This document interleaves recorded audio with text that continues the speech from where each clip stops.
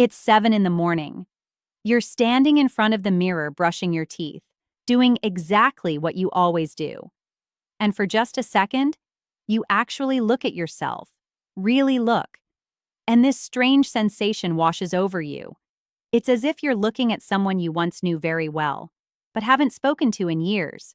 She has your face, your eyes, and your hair, but somewhere along the way, between the school runs, the deadlines, the dinners, the bills, and the arguments you were just too tired to have, she started getting quiet, and you started getting busy, and the distance between who you are and who you were supposed to be, it grew so slowly that you didn't even notice.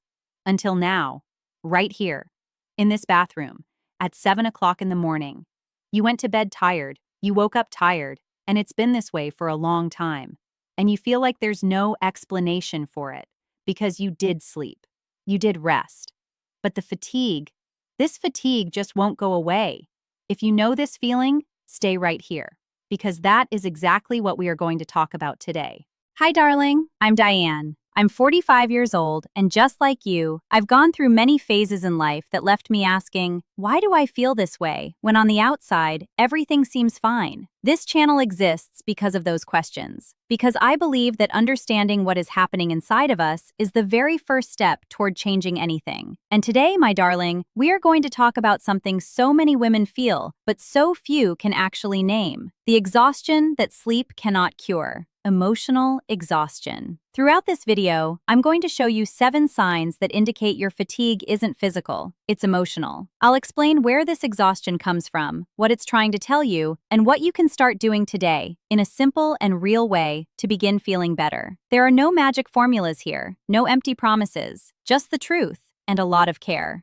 So, take a deep breath and stay with me. I want to start by asking you an honest question. When was the last time you did something just for you? Not for your family, not for your boss, not for anyone else. Just for you. Think about it. For many women watching this, the answer takes a while to come. And when it does, it brings a bit of a sting with it. Because we were raised that way. Since we were little girls, the message was clear. Take care of others, be useful, be helpful, be a good mother, a good daughter, a good employee, a good wife. And we did it. We are all those things. But at some point in the journey, we lost ourselves. It wasn't dramatic, it was slow. It happened day by day. You kept pushing your own desires to the later pile, for when the kids grow up, for when work slows down, for when there's time left over. But the time was never left over, and the kids grew up, but the emptiness stayed. Now you find yourself here, tired, With everything functioning on the outside, but something broken on the inside. And the worst part? You can't quite explain what it is. Because it's not just one thing. It's a strange mix of fatigue, loneliness, anxiety, and a longing for who you used to be, or who you might have become. Sometimes guilt even creeps in. Guilt for feeling this way when you know you have so much to be grateful for in your life. But I need you to hear this, my darling. Feeling this isn't just in your head. It's not weakness. It's not ingratitude. It's emotional exhaustion. And it is very real.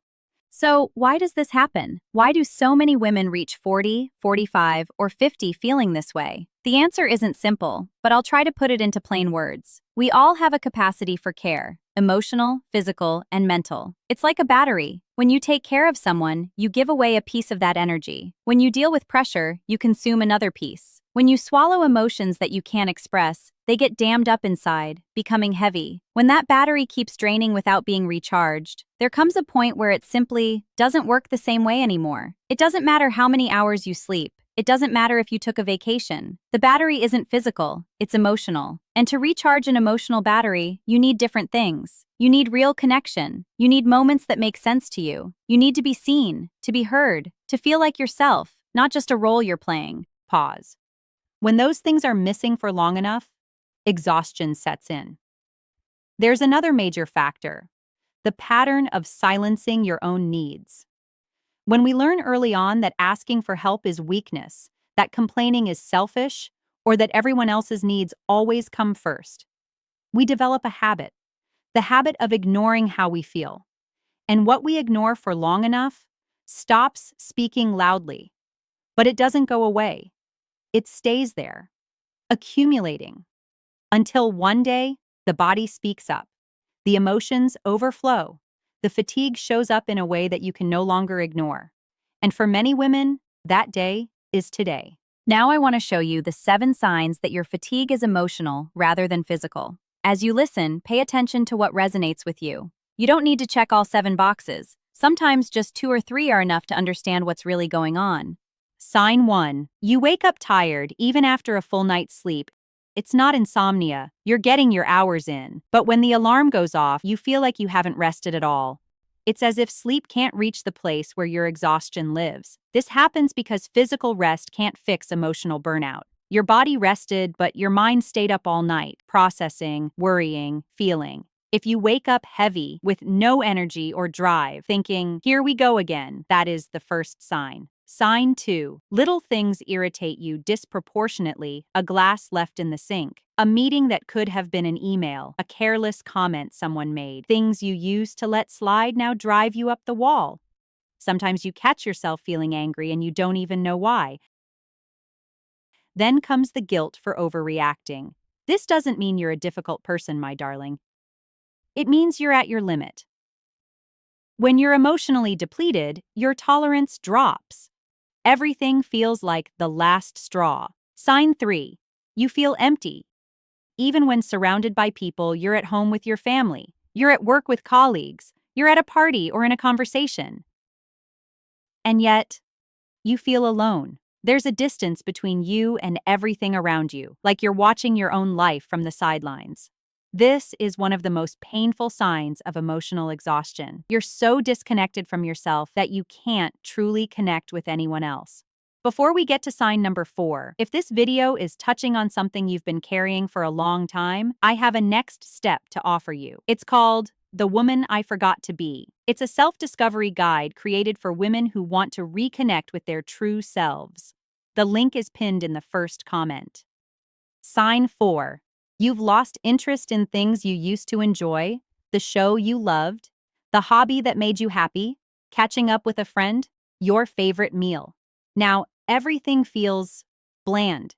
You do things on autopilot. You might even smile, but inside, that spark is missing. This loss of pleasure is a serious sign. It's not laziness. It's your emotional system saying it's operating in survival mode. When we are this depleted, joy is the first thing to go. Sign 5. You cry for no reason, or you can't cry even when you want to. Sometimes tears just come out of nowhere, in the car, in the shower, in a quiet moment, and you can't explain why. Or the opposite. You feel like you should cry, like something inside needs to break loose, but nothing happens. You feel numb. Both extremes are part of emotional exhaustion. Sometimes the pressure overflows. Other times, your defense mechanism just shuts everything down to protect you from the pain you've been carrying. Sign 6. You feel like you're living for everyone else, but not for yourself. You wake up thinking about everyone's needs. You go to bed thinking about what's left to do. Somewhere in the middle of the day, you ask yourself, what about me? When is it my turn? And that question feels heavy. Maybe you even feel ashamed, as if wanting something for yourself is wrong. This pattern of putting yourself last is what feeds emotional exhaustion. You are giving from a well that is never refilled. Sign 7. You feel like you don't know who you are anymore. This is the deepest one. And it's the most common sign for women in this stage of life, after years of taking care of everything and everyone. You look in the mirror and recognize the face, but you have this strange feeling that you've lost contact with the person inside. You don't know what you like anymore, what you want, what truly makes you happy.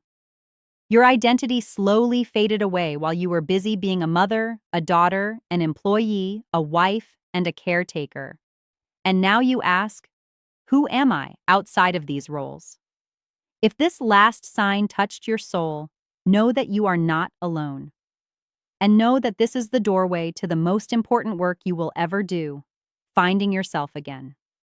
You might be asking yourself, what if I don't do anything? What if I just keep pushing through exactly the way things are? I need to be honest with you, my darling, because that is part of my commitment to you here. Emotional exhaustion, when ignored for long enough, always collects a debt. And it isn't a small one. First, your body starts to feel it. Aches and pains that have no apparent cause, frequent headaches, tension in your neck and shoulders, sleep problems that only get worse, a weakened immune system. The body carries what the soul can no longer hold. Then, your relationships begin to suffer. Your patience thins, your presence fades. You're physically there, but you're not present. And the people around you can feel it, even if they can't put it into words. And finally, the hardest part of all, the gradual loss of connection to your own life. That feeling that the days are just passing by and you're merely a spectator, not truly living. I'm not saying this to scare you. I'm saying it because I've seen it happen. To women I know, to women who write to me, and at certain points,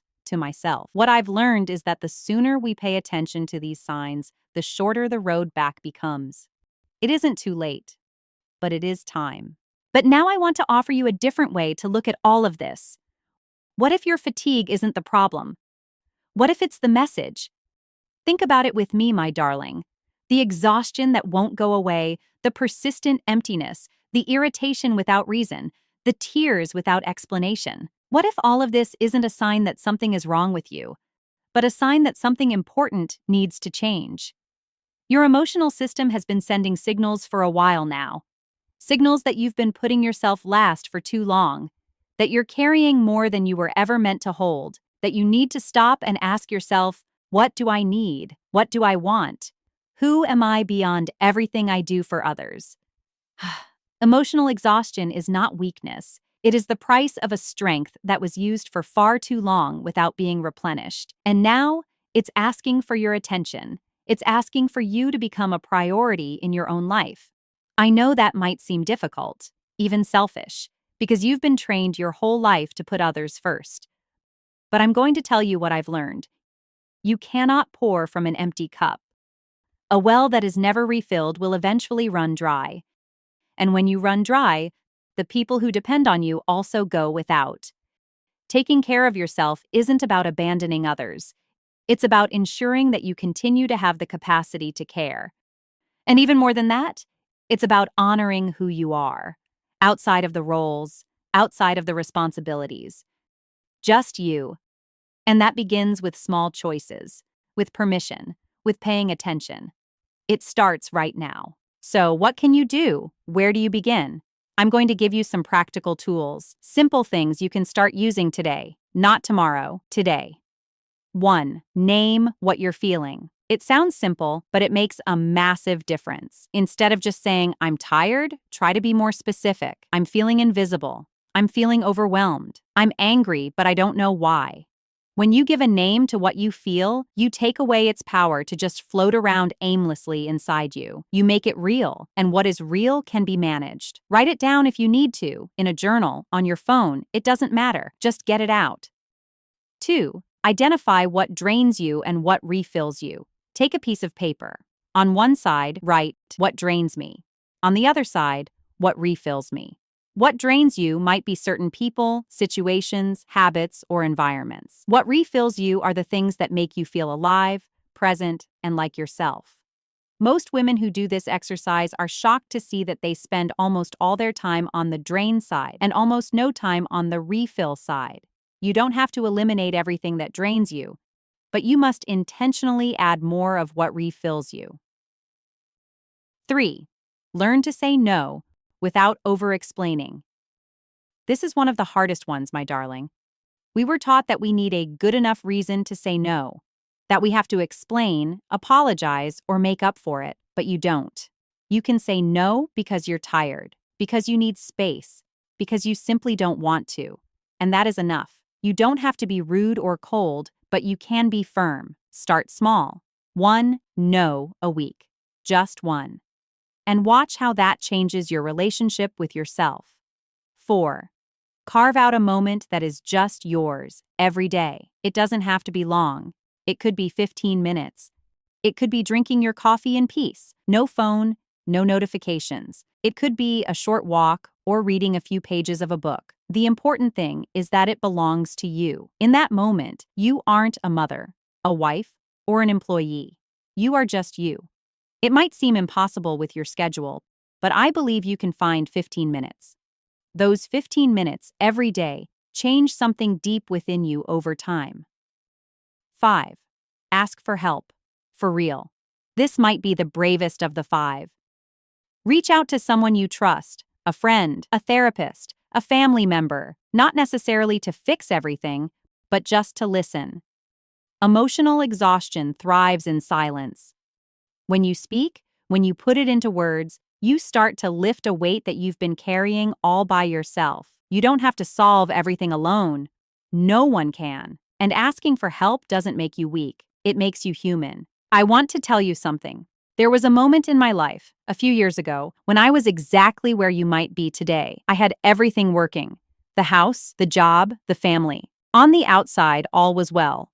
On the inside, I felt like a stranger in my own life. I didn't know what I liked anymore, what excited me, who I was without my obligations, and I waited way too long to ask for help, because I thought it was just a phase, that I should be more grateful, that a strong woman doesn't complain. What helped me out of that place wasn't a magic formula. It was a series of small decisions. It was allowing myself to feel without judging myself. It was starting to ask myself what I actually wanted for real. It was putting my own voice back into my own life. It was slow, but it was real. And what I learned is that it's never too late to reconnect with who you are. It doesn't matter how many years have passed. It doesn't matter what you've lived through. You are still here. And as long as you are here, there is possibility.